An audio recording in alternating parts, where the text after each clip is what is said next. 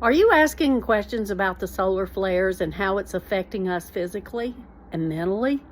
Everybody is. And we were looking at the northern lights and how that is reaching even as far as Florida this time of year. It's really strange. But the things that it affects has a lot to do with our mental state and our mental abilities. It affects our mood, it affects our cognitive abilities, and it certainly can bring on stress and headaches. That's what they say. And how do we deal with that? Well, a lot of the things that cause stress are even in our environment. And the number one thing that you can battle stress with is getting enough rest and sleep.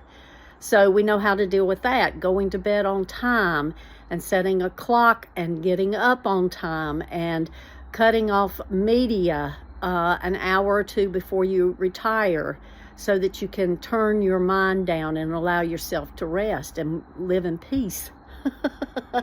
And all of that takes place. The headaches, of course, anything can affect our heads and cause a headache. But there's things that we can do to relieve ourselves of headaches, and that is getting enough water and fluids in our system, and cutting back on caffeine. Those are all things that we can do. The cognitive situation is we've got to eat foods that kind of keep us thinking clearly and not so much processed foods. All of that comes into play when it comes to keeping our mental state good. So as long as this is going on, just don't worry about it.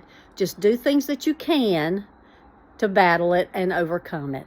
And remember, we can stay in peace because we keep our minds on God. That's the perfect solution to all this. It's just to stay grounded in the Word of God.